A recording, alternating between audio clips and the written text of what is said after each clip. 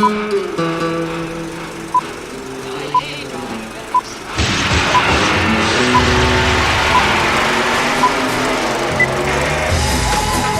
to the Reviews Without Remorse podcast with Joe and Dave. Be warned, the discussions in this podcast will contain detailed spoilers. For spoiler-free reviews of newly released films, please check out our channel Reviews Without Remorse on YouTube and VidMe. Enter at your own risk and enjoy the show. And welcome to Reviews Without Remorse, the podcast that will bleed on the American flag to make sure those stripes stay red. Directing my first feature-length podcast, I am the auteur known as JoJo Darlington. And with me is my partner, Dave Lamont, who still insists on doing all his own stunts. This is episode number 56, and in this episode, Josh Brolin confirms that there are Deadpool 2 reshoots happening as we speak. And say it ain't so, test screenings reportedly are going less than stellar. We'll talk about it. And how many Dunes could Denis Villeneuve make if Denis Villeneuve could make Dunes? We'll discuss. And then, the stakes get a little higher as we pursue the mystery box known as the Rabbit's Foot in Mission Impossible 3. How's it hanging, my friend? You have powers, so you're doing okay. I'm doing okay. I'm okay. You're okay. I'm okay, and you're okay. And yes, I do have power again, and I'm finally back in my own place, which is, wow, didn't think I'd ever see this place again. Okay. It has been a while, storm. hasn't it? Yeah. It was. It was almost a week. Jesus, man. But, you're there. And, yes, some interesting stuff to discuss today, and including Mission Impossible 3. It should be an interesting conversation, I think. I was born into war, bred into it. People think they understand pain, but they have no concept of it. What's the most pain you've ever felt? Maybe the kind that leaves you more machine than man. Wait, no, stop! What in the actual ass? Dale, why are the visual effects not done? It's a metal arm. It's not like we're trying to remove a mustache. So, Josh Brolin has confirmed Deadpool 2 reshoots, and test screenings are going not as well as hoped, and I am kind of shocked by that. I'm kind of floored by that. It's only one rumor. Well, rumors could be nothing. Rumors could be, look, I remember hearing rumors before I saw it that The Last Jedi was the best Star Wars ever. So we know how far rumors can go. We know how accurate they can be. But just hearing that at all does kind of make you go, what? It does. It's sad that we live in a world these days where something as simple as it's one tweet. It's one frickin' tweet. And right. it just and then, at first it was like the one tweet, and I'd actually heard about that tweet a week ago, and I was like, that's one person, what the hell? And then Josh Brolin's like, yeah, we're doing reshoots. It's like, you're doing reshoots, and the movie comes out in 2 months? Yeah. That kind of validates the tweet a little bit. Yeah, I mean, you have to assume that whatever they're doing now has to be pretty minor. I mean, you're not talking about retooling the script or anything. You're not talking about, Han Solo type epic reshoots, but I don't know. I mean, like I said, I've been saying all along that apparently this guy, every time he turns the camera on, he can fart, and we're all cracking up hysterical and loving it, and so I would be pretty shocked if this doesn't live up to the last one, but it could be a different animal. They could be going in a different direction, and maybe people will be surprised, and maybe people don't like different. So who knows? I don't know. I kind of have faith. It's still written by the same people that wrote the first one. The director is relatively untested, but not too untested. He did the first John Wick. He did Atomic Blonde. So the guy, that's a pretty good resume. Yeah, I don't. Yeah, that to me is not only tested but kind of tried and true almost at this point. I agree. I think that maybe we're having a little panic. I feel like we're having just a tiny little bit of a panic attack over it because probably, they always schedule reshoots just in case something's not working. Okay, so it's not too out of the realm. It's just close. It's way too close for comfort for me for reshooting as far as I'm concerned. When the movie's been in the bag for like over a year now, Yeah. True. Well, again, we'll see. I'm not worried yet. I mean, it would take a lot for me to kind of rock my faith in this project. So, so far, I think we're on track. If I had to take a guess, I agree. I'm hoping that this is a whole lot of just rumors and innuendo and nothing too major to worry about. At least I hope nothing too major to worry about at this point.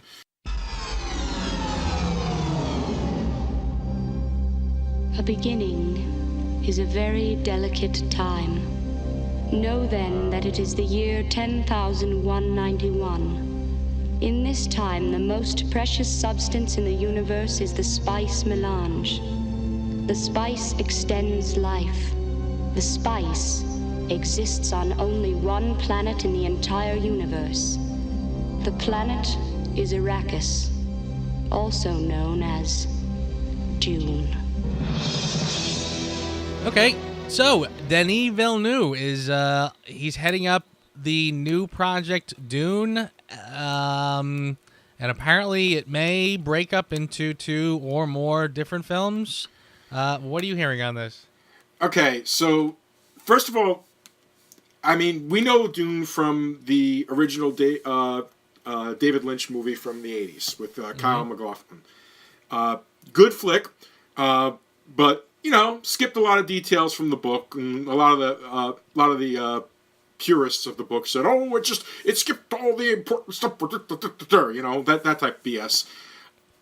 Now Villeneuve has on many occasions stated what a fan of the book he was. So him saying that it could wind up being 2 films is not out of the realm. There's a tremendous amount of depth and story that is in that. But, look, Denis, come here a second, Denis. We got to talk a second. I turned out to like Blade Runner, but there is still a lot in Blade Runner that could have easily cut down the running time and still told the same story. Okay? I kind of feel like this dangerously comes close to the Hobbit trilogy territory as far as this is my worry. And I love Villeneuve. I love Denis Villeneuve. Don't get me wrong, but I feel like the minute you start planning to break up a book into multiple chapters immediately, the first thing that pops into my head is the Hobbit movies. 3 movies to tell a story that's like less pages than the first Lord of the Rings book, for God's sake. All right? Yeah, okay. I remember thinking the same thing when they did that. That the Lord of the Rings, yes. The Hobbit broken up into another no. No, that was a cash grab of the worst type.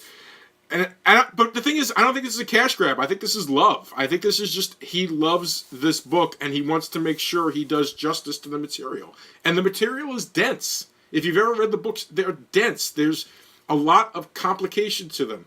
I just still worry. I feel like anytime you plan out a movie as a trilogy, you've got a lot of moving parts you have to get together to really, really make it work well. Not everybody can do what Peter Jackson did with the Lord of the Rings movies. Yeah, no, I have not read the book Dune, so I'll just say. So you're saying it's not really as dense as one of the Lord of the Rings type things? When they said 2 movies, I was originally thinking I kind of jumped the trilogy. I said if they're already talking 2, they're probably going to try to stretch it out into 3. If you can get 3 quality films out of that book, I don't know. I don't know. It depends. There is a lot of information. There's a lot that happens. The story that you saw in the original movie is highly, highly condensed. But the other side of the coin is that a lot of the detail in that novel is world building, and I don't know. I kind of feel like world building is a trap. Am I making this up? Did I just dream this, or did I? For some reason, I want to say that I thought I heard they were talking about doing Dune as a series. There was a Dune TV miniseries actually back in 2000. Oh, is that right? Okay. Yeah, it was like a 3-night, 6-hour epic or something like that, and it was supposedly very close to the novel. I never watched it, but it was supposedly much more closer to the novel. So I don't know what kind of ground he wants to do, but this is his passion project. So I don't know. I'm dicey on this. I'm always dicey on any movie. Like, you know, let's think back to one of the first movies that they filmed back to back, the Back to the Future sequels. They filmed Back to the Future 2 and 3 together. Right. And there was a symmetry to the two movies because of that, which was nice. But, you know, and this is debatable. And one day we'll do the Back to the Future trilogy, and we'll probably discuss this in detail. There's a debate as to whether 2 and 3 really were as strong as the first one. And I don't know if the back-to-back even worked. Then you have the next big one. The next big one had to be the Lord of the Rings trilogy. Okay, the original Lord of the Rings trilogy, where, you know, like a 10-year frickin' journey for that poor guy. And still, even with all that time and all that money, they still had to cut stuff out of the books. You know, even if you go to the extended editions, which are like 3.5 hours each, there's still a ton of things missing from the books that didn't make it on the screen. So what is it exactly that he's going to do in this, what could be, knowing him, each movie would be like 2.5 hours, so now we're talking a 5-hour movie, basically, to tell Dune.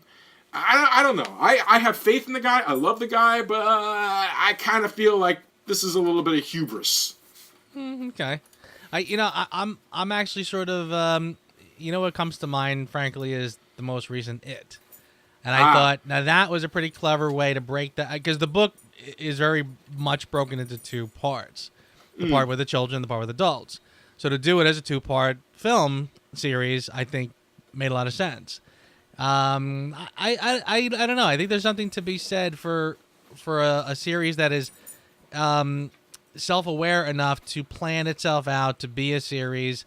I don't know. Like I said, I mean, again, you know better than me, so I will. You know better than I do, so I can't say whether or not this book is really deserving of 2 or 3 films. But I mean, just the idea of them planning it out. Something that was much too epic for one film already. Maybe it takes 2 or 3. So I don't know. I don't know. He hasn't even announced cast. This is all pipe dream stuff right now. There you go. Okay. There you go. It's very, very early in the production. I always worry when you start planning stuff out as 2, because you know some film executive is going to say, "Hey, Denis, if you want to do it really right, why don't you break it into 3?" This is true. You could always get Richard Donner.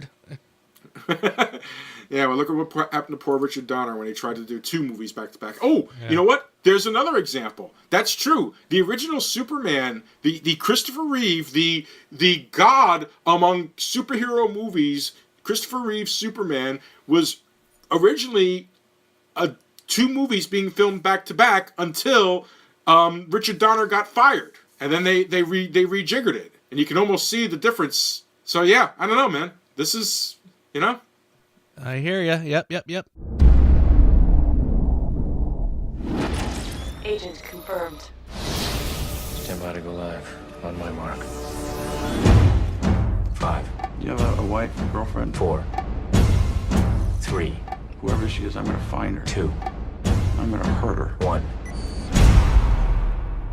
And then I'm gonna kill you right in front of her. Agent Ethan Hunt comes into conflict with a dangerous and sadistic arms dealer who threatens his life and his fiancée in response. Written by Alex Kurtzman, Robert Orsi, and J.J. Abrams, based on characters from the TV series created by Bruce Geller, directed by J.J. Abrams, Mission Impossible the Third. Directed by J.J. Abrams, his first feature-length film. Yes, it was his first feature-length movie. His first full-length movie. It was originally supposed to be directed by Joe Carnahan, but creative differences, the old Hollywood standby, creative differences caused him to have to back out. So Joe, what is your feelings about good old Mission Impossible 3? Mission Impossible 3. It is absolutely positively a solid follow-up to the first 2. What's interesting about these films, again, unlike the Bond series, where they were trying to do, originally they were 1 a year, but then it was every other year, and but still trying to keep it within like every 2 or 3 years. You don't see the changes in the advances in technology and style you don't see it as rapidly as you do with these films. Mission Impossible these are separated by what 4, 5, and 6 years at some point. The first one 6 years. Are they all 6 years? I believe they are. Well, no, the first one came out in 2006. Mission Impossible 2 came 4 out years later. in Still a pretty good, yeah. And now this is a whole 6 years after that one. So yeah, correct. 6 years later. So you're kind of going by leaps and bounds in this series in terms of the changes that are brought to it. Right. I'd say J.J. Abrams does a pretty spectacular job with this film in terms of keeping what works and yet not trying to retread things that have been done already. In fact, there's parts in this that look almost like a deliberate attempt to not redo things that we've seen already. It's almost like we saw that already, so we'll skip over that to get to this and then move forward. And we'll get into specifics, but I think he's really trying to really do something new with this series, and I really have to applaud it. He does a pretty spectacular job. I remember seeing the trailer for the first time. Just that shot of Tom Cruise on the bridge, that bridge going to Norfolk, by the way, that we've crossed many, many times. So many freaking times. It was kind of cool seeing that familiar spot, but yeah, talk about a long overdue action scene to take place on that bridge. But when you saw the shot with Tom Cruise, the missile blowing him up, knocking him into the car, and then the drone flying by, and we're just like, whoa, all right. That was kind of like the money shot in that commercial, and you're like, okay, they got my money, I'm going to see it. So, and it does not disappoint. The villain is spectacular. Philip Seymour Hoffman, holy cow, is he? That's a chilling, not in his performance and the way his character is done. Boy, he is chilling. Yeah, when they first announced that Philip Seymour Hoffman was going to be the bad guy for Mission Impossible 3, I was like, really? The guy from Twister? The poor guy who got upset when Dirk Diggler wouldn't kiss him back on New Year's Eve? Seriously. He's going to be the villain? Yeah. Can I kiss you? Scotty, Please, can I kiss you on the mouth? No! Please let me.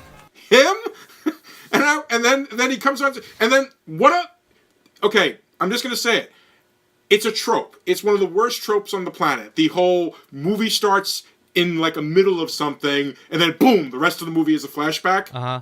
Okay, that little trope is such a trope now on like TV and movies and stuff like that. That when I first saw the movie, when it started that way, I was like, oh, you got to be kidding me. But then it did something in those first 5 minutes that I thought was impossible. It was like, Philip Seymour Hoffman's a scary son of a bitch. Yeah. I tell you what, I honestly thought that the way they did that introduction, not only did they establish him as being terrifying, but I really thought they really did amp up the stakes in this film.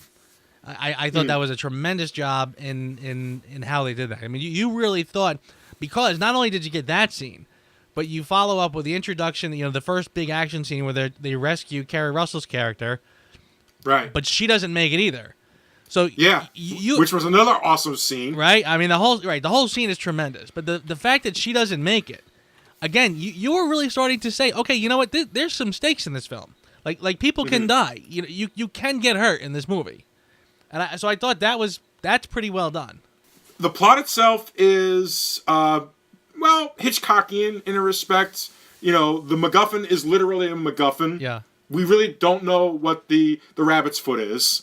Yeah, and even at the end, down to the joke that Lawrence Fishburne made, it's like, you want to know what it is? Just got to come back to IMF. Yeah. And he's like, I'll see you around. And he's like, oh, thanks very much for that. Yeah.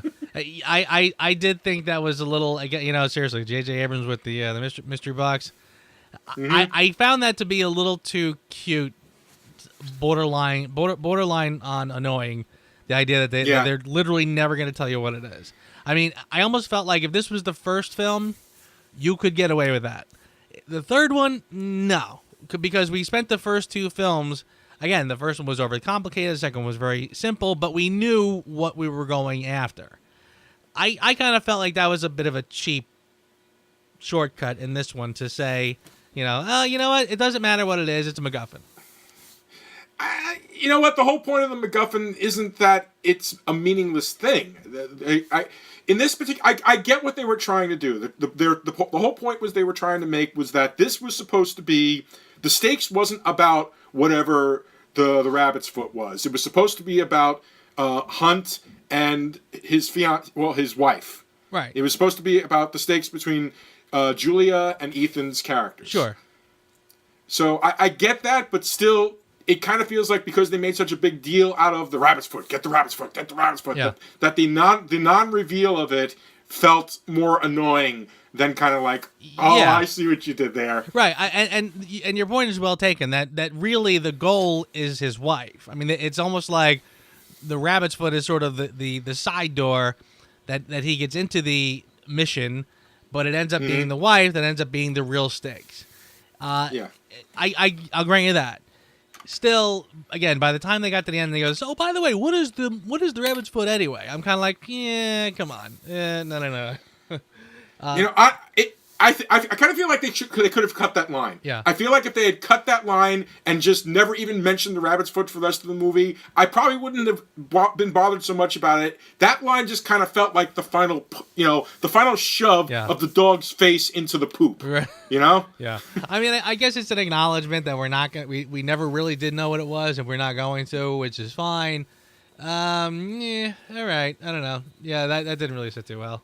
Yeah, it didn't sit too well with me either. But that aside, a lot of this movie is damn good. Sure. You know, I was quite.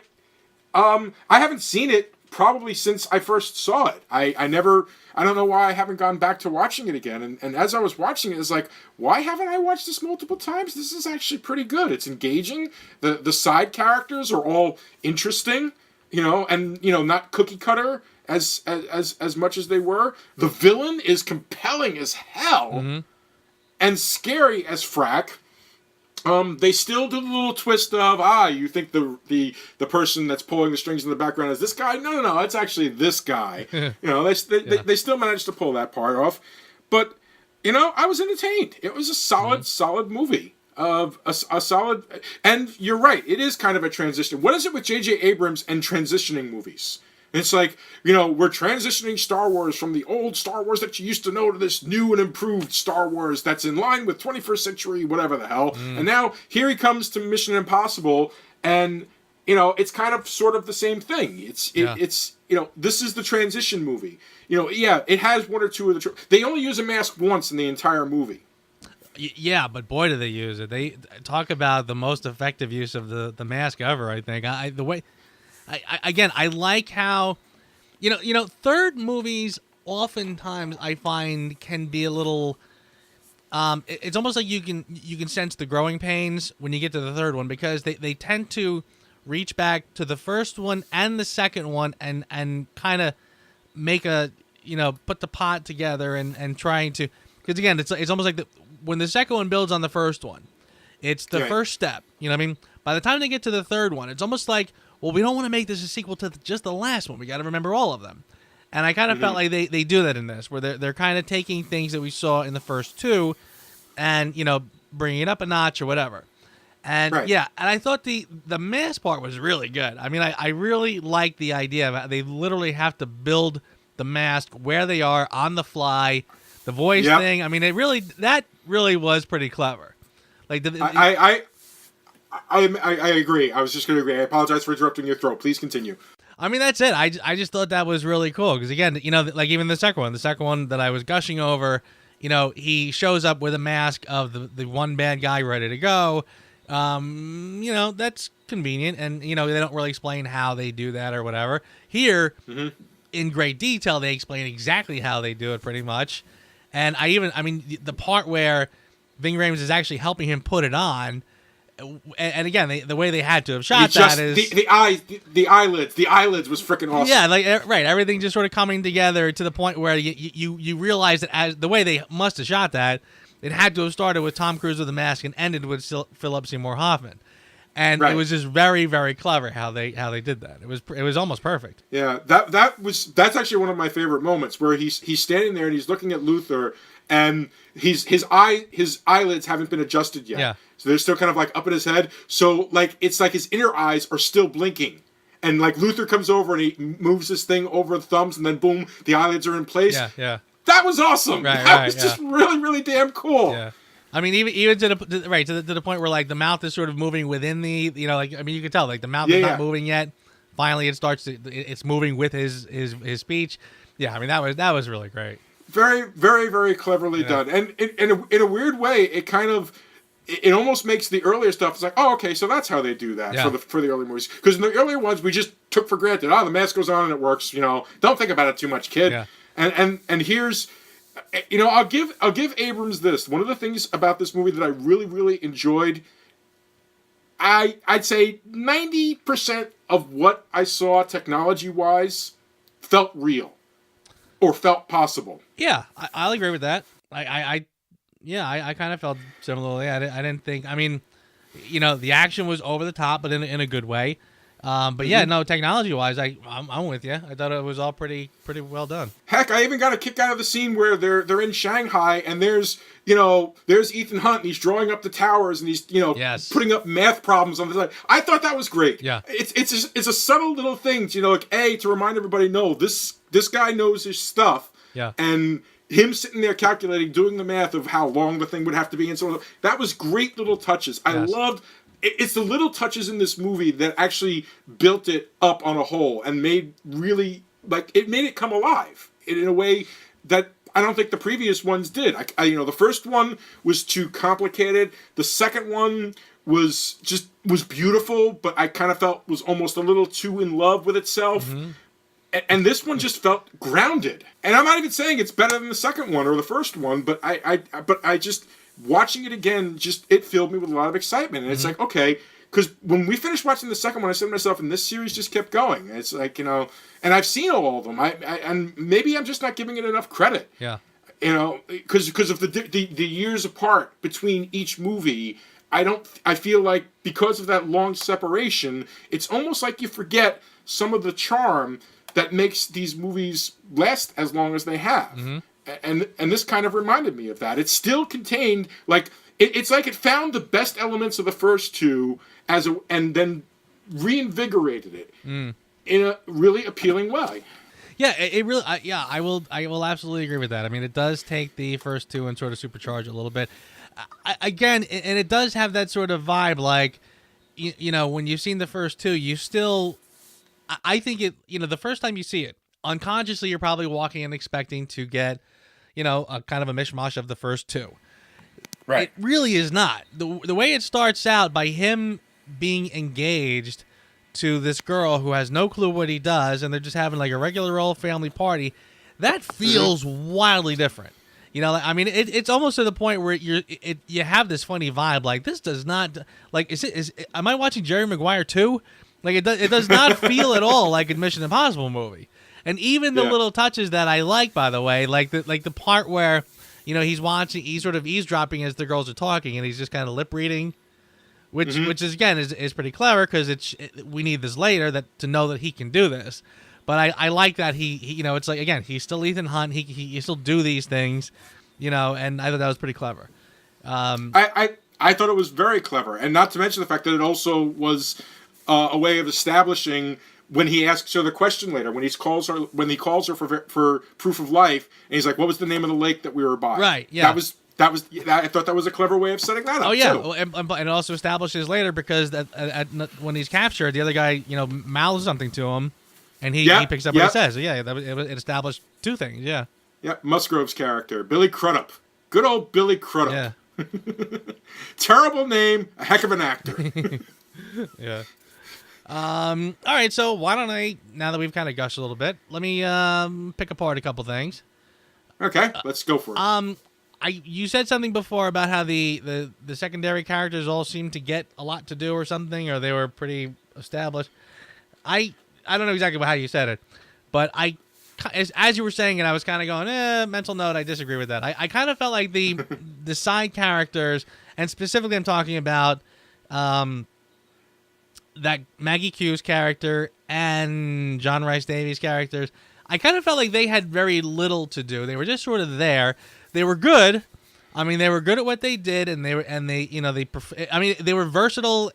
In like, I mean, the part when they go after they go to the Vatican, that's a great scene. Yes, it is. Top to bottom, excellent scene.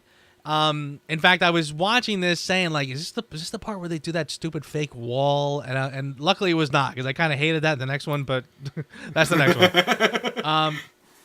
But that whole thing, top to bottom, was terrific. And again, they work perfectly. But then there was, I kind of felt like other than that, they really didn't have anything to do. To the point where I was almost reminded of my criticism of the last one, was the Billy character, who I said I like. He was so eager to help and kind of yet socially awkward. I thought, oh, he's dirty. I was almost doing the same thing with these characters, because again, they just, and I know that's sort of part of the genre, I guess. The Mission Impossible, like here's your crew and whatever. So like they don't all get like intros. They don't all get origin stories. But then again, they're so throwaway that you're almost wondering, like, are they going to be bad? And are they going to be, evil? And plus, there's a lot of lines of dialogue in this that really kind of made me cringe. And there is some cringy dialogue. And I was like, I don't know if JJ wrote this or who was writing it with him or whatever. It was Kurtzman and Orsi and J.J. Abrams, so they all had a hand in it. Now, Kurtzman and Orsi, you may know from the first 3 Transformers movies, so we know what shit they are, and a bunch of other stuff. But give me a line. Give us a line. Early on, they're on the mission, and Ethan Hunt says, "I have my eyes on the prize. Do you copy?" And John Rhys Davies' character goes, "Copy? Of course I copies. Please, when do I not copy? All I do is copy." I went, what the hell is that supposed to mean? That's got to be one of the stupidest lines I've ever heard. Yeah. Like, of course I copy. When all I do is copy. I'm like, what? Like, that was the dumbest thing. It was almost like that to me was like, hey guys, I'm writing a spy movie. What we need some funny lines. How about, they always say copy. Let's make a joke about that. Like, oh, of course I copy. All I do is copy. That was painful. It was really awful. There was a part later on where the two, again, the two side characters, Declan and I think the girl's name was Zen in the movie, Maggie Q's character. Yes. She sits there and she kind of whispers something, and he's like, "What's that?" And he goes, "Oh, it's a little prayer I used to say when to get my cat to come home." And he goes, "Can you teach it to me?" And she looks at him like, "Oh, isn't that the sweetest thing I've ever heard?" I was like, ugh, guys, come on. Just if you're not going to give them anything worthwhile, don't try to give them nonsense just to fill time. I honestly thought that was kind of a little bit of a callback from earlier when Luther was talking with Ethan as they're getting ready to dress him up as the Davian character, Philip Seymour Hoffman's character, and Luther's like, you shouldn't get married, this isn't the type of business for getting married, and so on and so forth. And as John Reese, as the Declan character is walking out of the room, he's like, yep, not in this. So I figured that was just him being, a perk. Right. Just trying to like hit on Maggie Q's character. That's. Oh, I don't know. Well, maybe, I don't know. But I thought his delivery and her response kind of was trying to make this seem sweet, and I was just like, yeah, you guys don't try. And I mean, just again, you're an agent in the field, and you're gonna tell a story about your cat getting lost when you're little. Come on, like.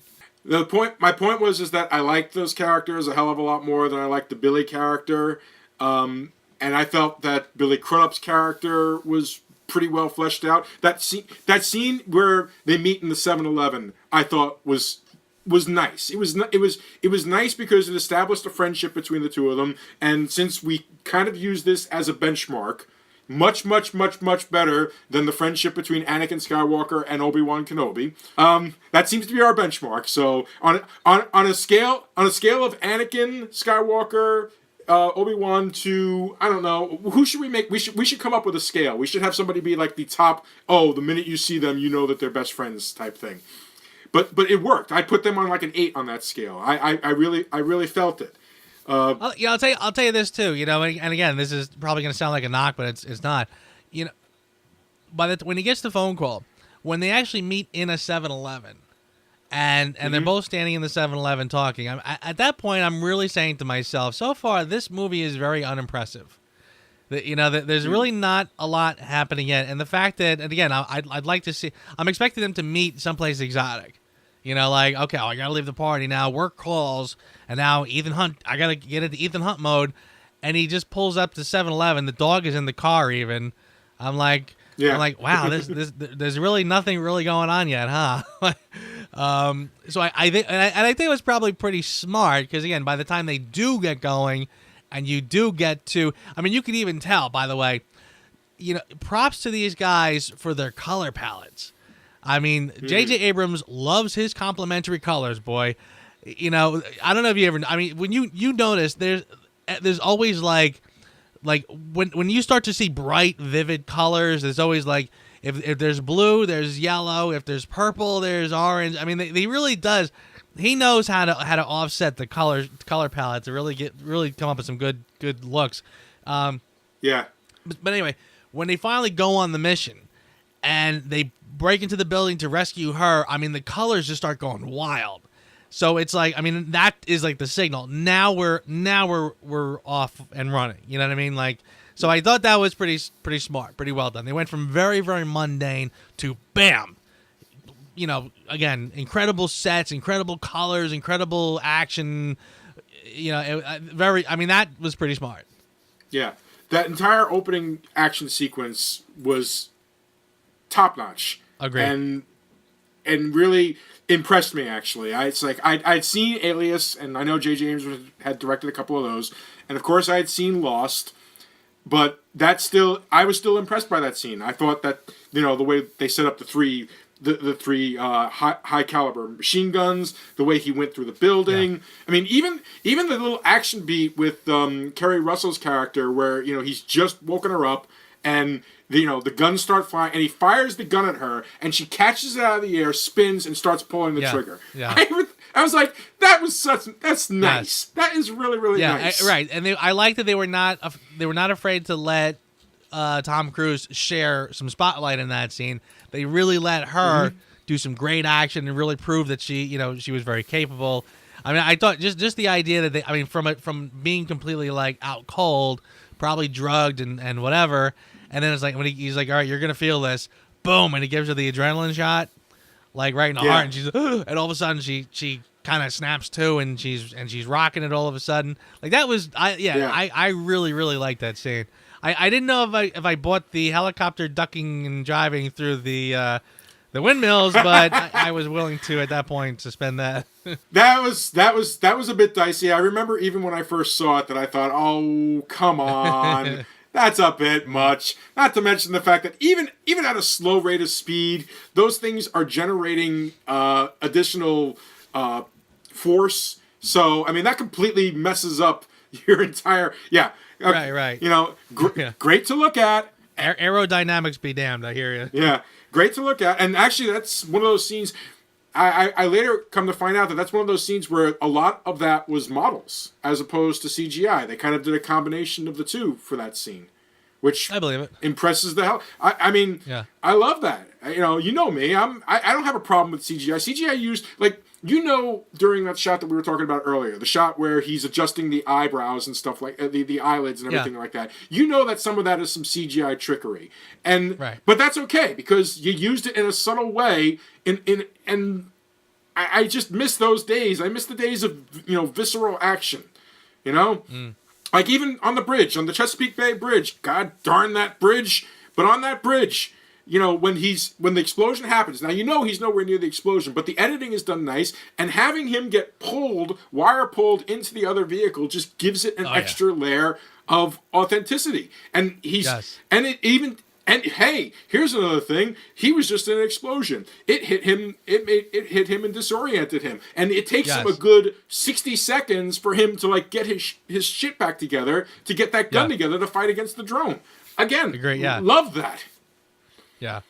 No, that was really good. I love the shot, by the way. There's a shot where he's standing there before when the helicopter rises up behind him with all the guys in it, and he just turns around and is like, what the? That was pretty cool. Yeah, no, you're absolutely right. The action is terrific in this. And spot on. Again, you got spot on, and again, Tom Cruise doing all his own action again. Like, holy cow! I mean, it really does. And it's you can say a lot about Tom Cruise, but you cannot criticize him and action scenes or his dedication. That's what I mean. these obviously mean something to him. All right, so we're kind of in agreement with the Declan and Zen characters. They were kind of, okay, disposable, but they were personable in their parts. So I kind of forgive them for that. Yeah. Kerry Russell for 5 minutes on screen was awesome. Yeah, agreed. And another thing I noticed about this film is I started to mention this before. They were trying not to redo a lot of things that they had done already. The breaking into the building, the swinging all around was new. Mm-hmm. Breaking into the building was not. So I thought this was pretty clever that what they do is basically once he's inside the building, it's just kind of like the crickets just start chirping and they're just chilling outside and you don't know what's going on inside. Yeah. And it's almost like, again, kind of going with the MacGuffin idea. It's almost like the movie's saying it doesn't matter. Like, he's in there doing some craziness, and there's probably some shootouts, and we'll be back. And then all of a sudden, like the two of them just sort of chit chatting in the car. And all of a sudden, it's like look up, boom, and he goes crashing out one of the windows. The parachute's all cockeyed, and he's all over the place. And I was like, all right, no, that's interesting because again, they kind of they hop to step over whatever's going on inside the building. It's almost like we've seen this before. You don't need to see it again. So let's just fast forward to the part where he's escaping and move and get back to the actual story. Yeah. This is Ethan Hunt. He's in there kicking serious ass. We've seen it 100 times. Let's just get to the point where we get to something a little more interesting, which was the falling out of the building, crashing through a window, having the janitor look at him before the parachute pulls him right back out, landing on the car, and then the world's weirdest car chase where it's like, get me a signal! All the high-tech stuff that they have, and he's running around trying to get a cell signal so he can make a phone call. I have no bars! Right? I'm like, wow, really? Like, you can't just plug that into like a gigantic satellite and call anywhere in the world right now? Okay. But again, I like that. I mean, I like the idea that there was, you balance the advanced with the not so advanced, and again, the part where you just mentioned with the guy, the janitor part. I'm like, it was a moment of levity that in a good part, it was a good time for it. So it was pretty good, pretty well done. Yeah, no, I agree. I had a lot of fun, and that's really, honestly, that's what these movies are. They're popcorn fun, and there's nothing wrong with popcorn fun. Sure, and again, that's all happening right before it's about to get pretty serious again, because that is right before the next car chase, which is just going to eventually lead him to surrendering himself to the other guy. Yeah, to Davian, to Philip Seymour Hoffman's character, and right back to the beginning of the movie. Execute.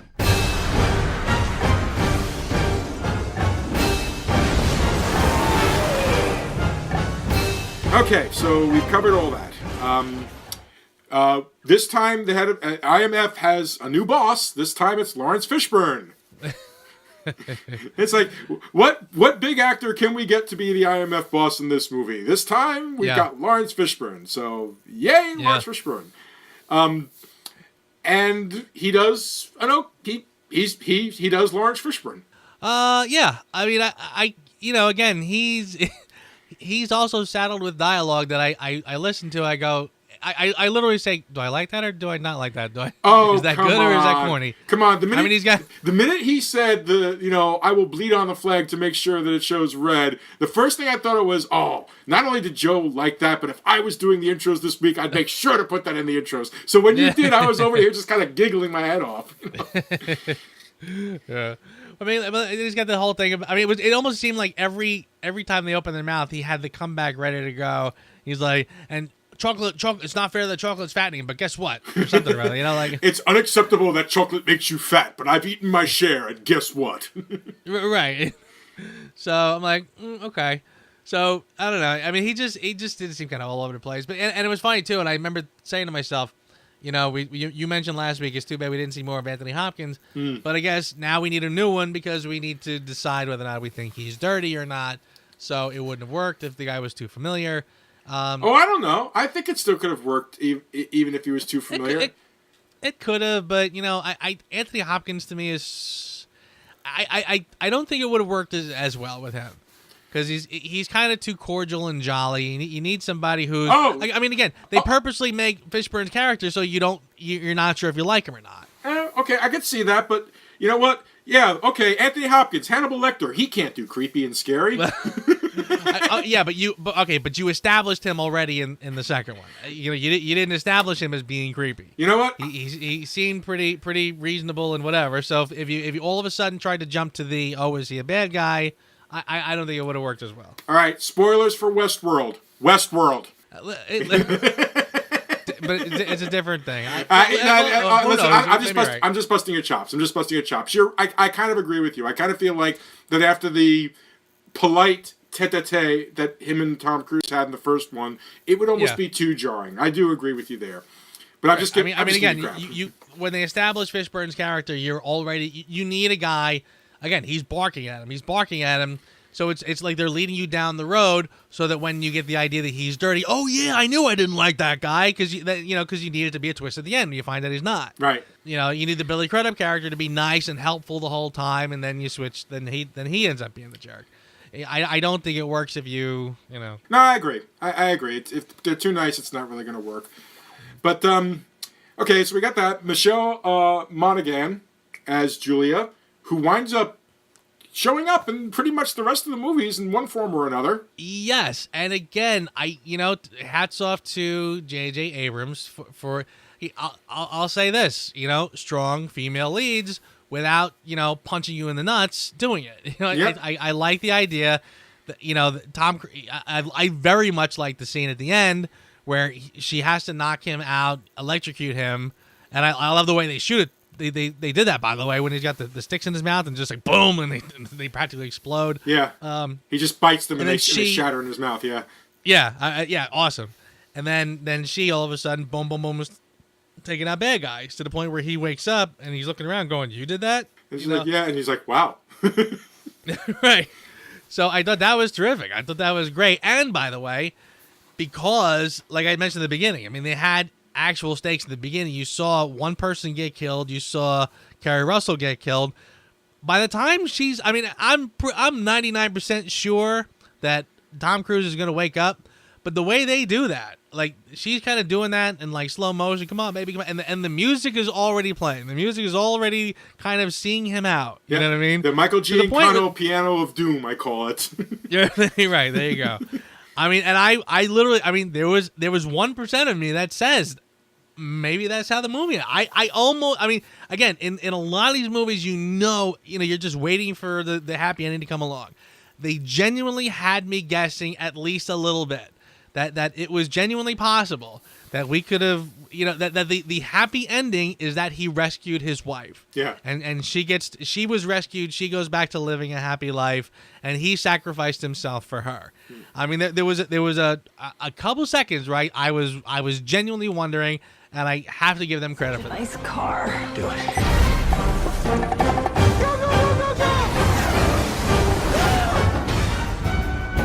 It's Hunt. I know it's Hunt.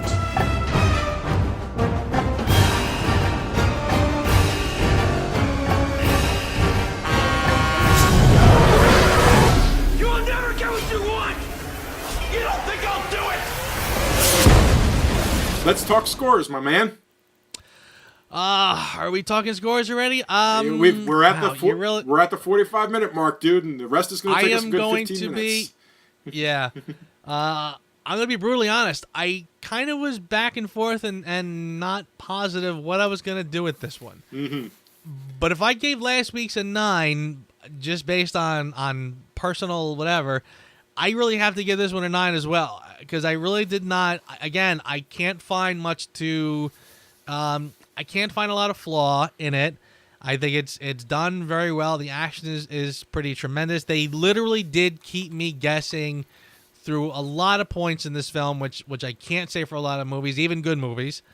The like I said, the action, the characters, the villain is spectacular.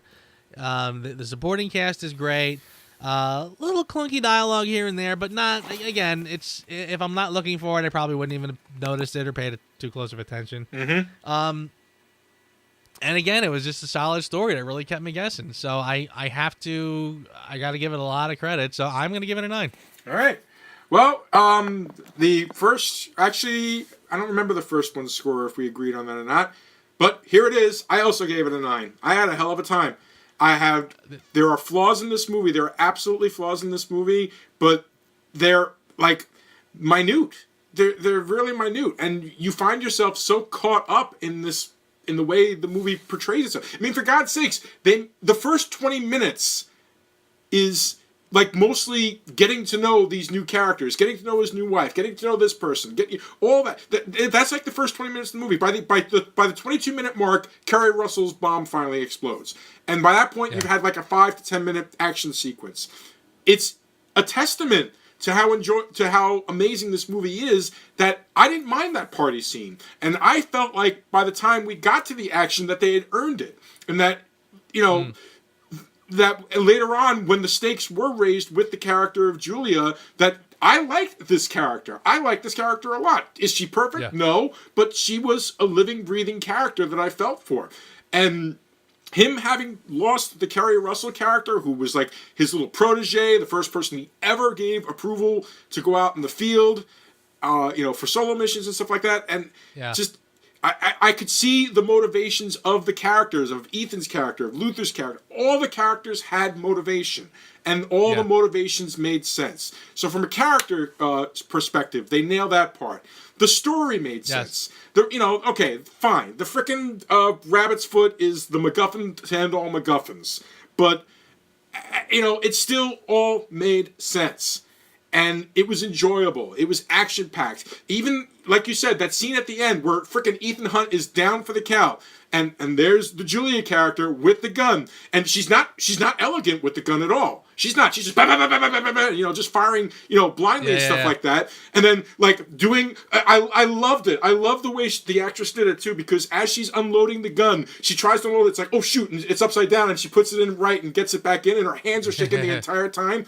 Just great little beats like that. It's a lot of this movie's enjoyment is not just the big, audacious action sequences, which were flawlessly done, but it's the little beats within the movie that just made it work. And I loved it. I enjoyed it very, very much. And I was actually quite surprised how much I enjoyed it. I really didn't think I was going to enjoy it because I don't think I've seen it since I first saw it. Yeah, and honestly, I mean, again, this is almost unfair, but this one they're coming up on their 6th film. Right. 3 seems more in line with 4 and 5. It almost feels like at this point is where we start to get into a much more cohesive series. Yeah. Again, like it's an interesting one because it still fit. I mean, if you look at the first 3, and the idea that we want 3 distinct directors with 3 distinct styles, right, still works. But if you looked at just 3, 4, and 5, I think that sort of looks like a very coherent series. Like that to me they look like they have much more to do with each other. Right. And incidentally, by the way, you mentioned I liked how Tom Cruise played it, where after Kerry Russell dies, he's just a little off. Yeah. And the wife picks up on it, and she knows something is wrong, and I thought that was pretty well done too. Like I said, it's those subtle things. Sometimes in an action movie, they focus so much on the bombast and things like that sometimes they miss the little things. And I like that. I always appreciate stuff like that.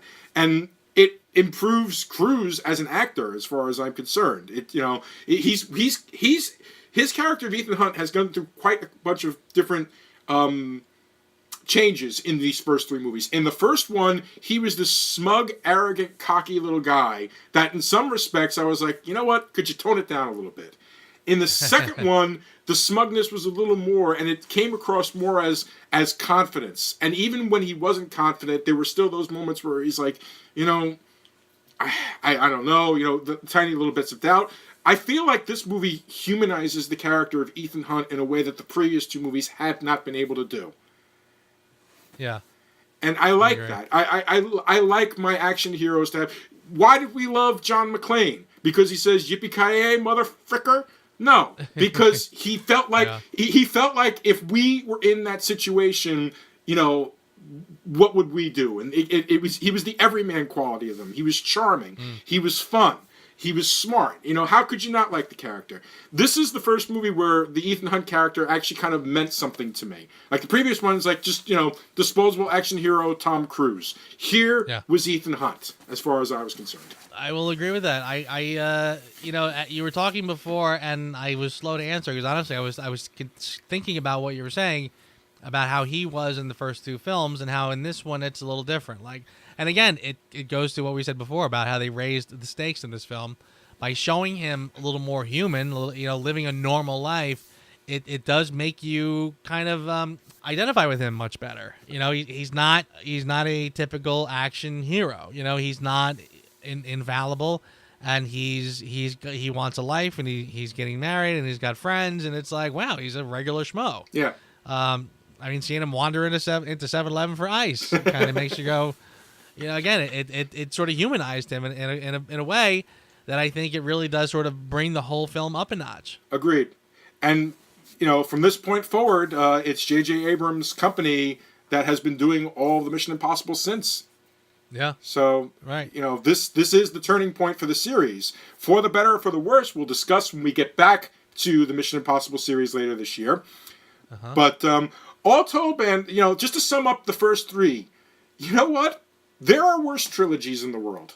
They're all enjoyable. I completely agree. If it stopped here, you're absolutely right. I think this is a pretty solid series. And again, it's an interesting one because there are such big gaps in time in between. So you really can see some significant leaps. I mean, again, just think 2 movies ago, you know, he's sending the email like, you know, you have mail. You've got mail with the graphic of the mail going away. Like, oh, this is such a big deal. You know, he's probably looking at a Commodore 64 as he's doing it. To now, I mean, it's only 2 films later, but the technology is so much further already. In just 10 years, yeah. It's a 10-year difference, yeah. Yeah. So it is interesting. I find that aspect to be very interesting. That it is so. It's almost like, you know, small time capsules. You know, we had, you know, the early 90s. We had right around 2000, and now this is the same year as Casino Royale. Came out. That's true. My gosh. So, yeah. So. And the year after Batman Begins came out. Oof! What a time. Right. All right, Joe. So we seem to have liked this, but we didn't love it. So who asked you? Who asked you? It's I mentioned it already. My Who Asked You is some of the clunky dialogue. Copy? Of course I copy. Please, when do I not copy? All I do is copy. It's like, all right, Chandler from Friends. You know, thank you. We don't, you know, but this is Mission Impossible, okay? We act like grown-ups. We're going to talk like grown-ups, please. Yeah, I thought that was a lot of oddly clunky little dialogue moments, but again, not a huge deal, but enough to make me go, yeah, that. There was a lot of moments of cringe dialogue. I can't really hold that against you at all. That especially was one of them. And you know, as like, you know, God bless America as it was when he said it. Yeah, the bleeding is blood to keep the red in the flag is, you know. You know, it's Orsi and Kurtzman. Those guys can't write dialogue to save their damn lives. That's what I'm going to put it down to. Yeah. Now, for me, this is a pet peeve with me for every movie, but in this movie, it was just glaring. It was just so glaring that I have to point it out. Okay? They get to the building in Shanghai. They're on the roof. Luther tells Ethan, you have 18 minutes. 18 minutes from that point to call Davian. Okay? Right. Then, when he gets to the building, does that great thing where he's sliding down the thing, shoots the 2 guys, awesome freaking shot. Yes. You know, stops, and then, you know, I'm entering the building. They cut to the van. They say it's been 12 minutes since he entered the building, and he has 2 minutes to make the call. Yeah. Okay? 5 minutes later, he had less than 2 minutes to make the damn call. Yeah. Okay? It was so glaring that I ground my teeth. It was so glaring. See, that's interesting too, because before, when they did the Vatican scene, there was a scene where there was a moment where he said something like, "I'll meet you in 30 seconds" or whatever, And they got I that think right. Right. It was literally 30 seconds later. He shows up at the gate with the invitation for her to get her in. Right, and now we're kind of back to the stopwatch, the stop clock that keeps going back a couple of seconds every time. I just, maybe it was a clunky piece of dialogue. I don't know what it is, but that just really ground my gears. Really ground them really, really hard. And it's a trope that just gets me in movies. I love it when they do it perfectly. And it doesn't have to be exactly accurate. It doesn't have to be down to the second. But he specifically called out 2 minutes left, and they literally spent a good 45 seconds of those 2 minutes with her praying for her cat. Seriously, right? Okay? Yeah. All right. Agreed. And I'm gonna bet any amount of money that our for your consideration is the same. I'm gonna completely agree with you, which is why I'll go first, because I'll just tell you, my runner-up for your consideration was simply the amped up tension, which I felt was very, very smartly done by way of, first of all, you had the death before the first credits. Right. You had Kerry Russell's death. And then you amp that up by giving Tom Cruise a wife. I thought that was spectacular. That was they really did figure out how to raise the stakes in this film to really get you much more, involved in the story, and with very high tension by virtue of saying, yes, people can die in this film. Right. That was smartly done. But my final for your consideration, as I'm sure we both will agree on, Philip Seymour Hoffman as the villain. I just knocked my mic over. Don't get so excited there. I just knocked my mic over. I was so damn excited by that. I just threw my hands up and it knocked the mic out of my hands. I'm going to read to you exactly what I wrote. He pulled off the villainy without the mustache twirl you would think he would need. That's what I put. Well said. I have to say the scene on the airplane, and frankly I don't think I noticed it as much as I did this time around. Mm-hmm.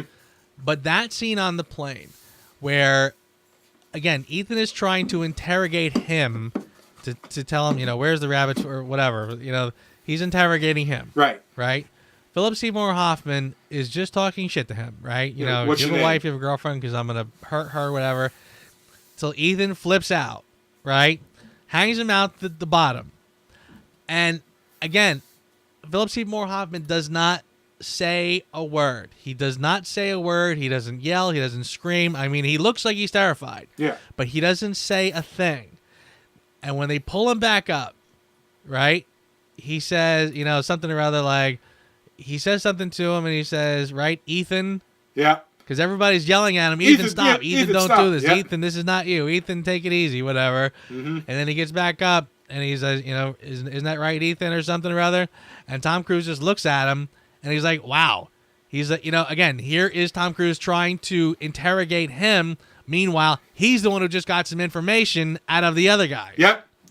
The line was... it was freaking, and he played it perfectly. The line was, what I'm selling and who I'm selling it to should be the last thing you're concerned about, Ethan. Right, exactly. Yeah, what a chilling line. What a chilling... And again, and just the look that he turns back and looks at him like, son of a bitch. He got me, I mean, seriously, who's interrogating who here? Yep. That was really brilliant. You done messed up big time, A.A. Ron. That's it. Oh God, yes. I miss him. You know that? I really, really do. Yeah. He was one of those actors that he could do comedy, he could do drama, and in this he kind of proved he could do action. Granted, he was breathing out of his mouth a lot during that scene where he was beating up Ethan, because I imagine it must have been very hot. But still, he did action. He got thrown into walls and stuff like that. Sure. What an amazing actor. What a man that we lost way too freaking soon. Agreed. But yes, that I really enjoyed. This was a great trip down memory lane. I honestly, I was listening to last week's I was listening to last week's podcast, and I kind of feel like I was a little unfair to Mission Impossible 2 in some respects. Because I did. I felt like I've had too many years since, or maybe this movie was on my mind.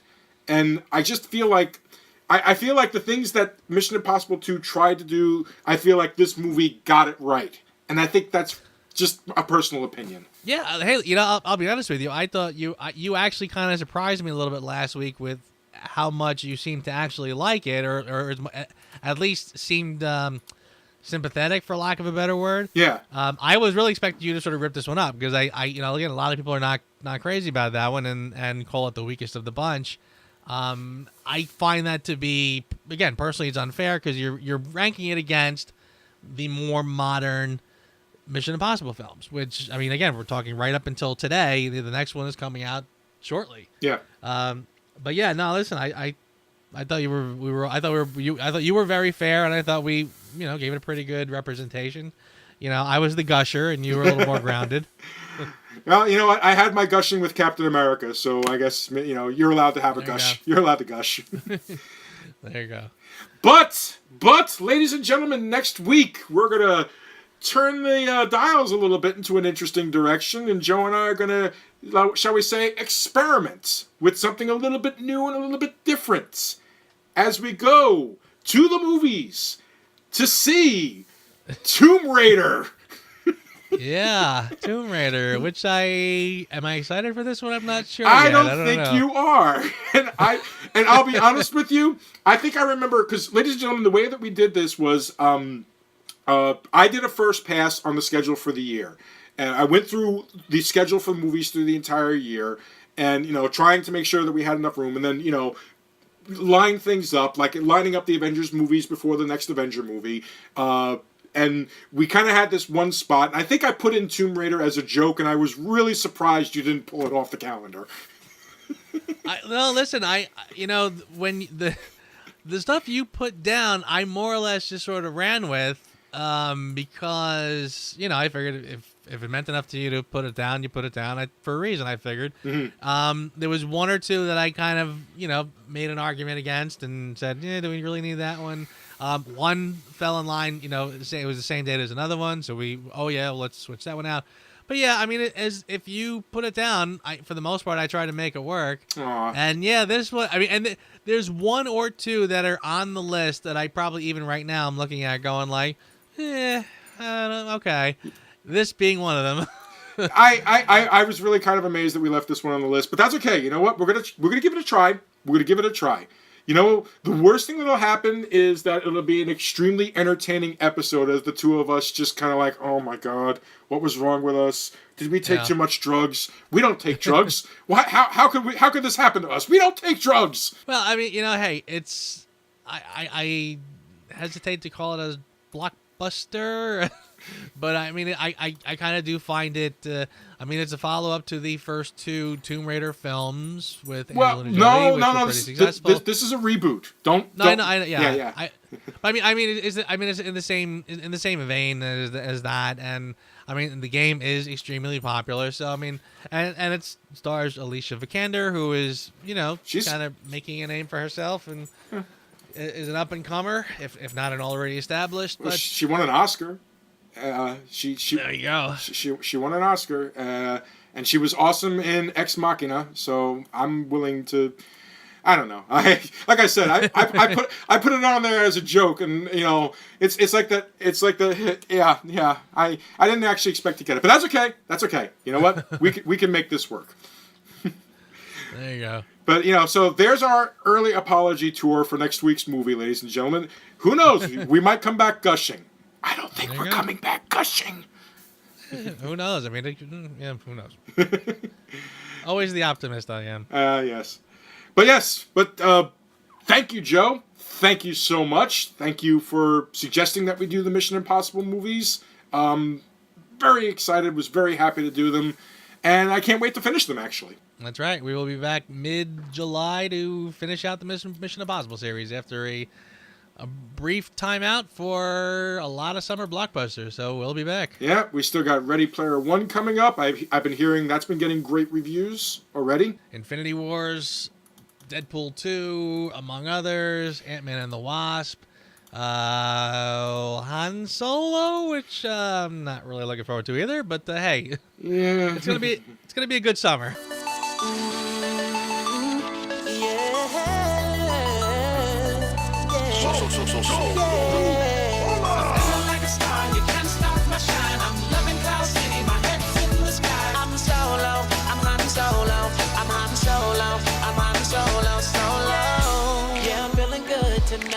Yep. No. So yes, we do have extra. We have an exciting couple of weeks coming up, ladies and gentlemen. So please stick around. And thanks again, Joe. Thank you, ladies and gentlemen. And we'll see you next week. This mission will self-destruct in 5 seconds. Thanks for listening to the Reviews Without Remorse podcast with Joe and Dave. Join us here every Thursday for a new episode. And be sure to check out the Reviews Without Remorse channel on YouTube and VidMe for spoiler-free reviews of new releases, as well as in-depth discussions of current and classic cinema. If you enjoy this podcast, please consider becoming a patron. You can find our page at patreon.com. As little as $1 a month goes a long way. All clips in this podcast are used for commentary and critique, and is considered fair use. No copyright infringement is intended.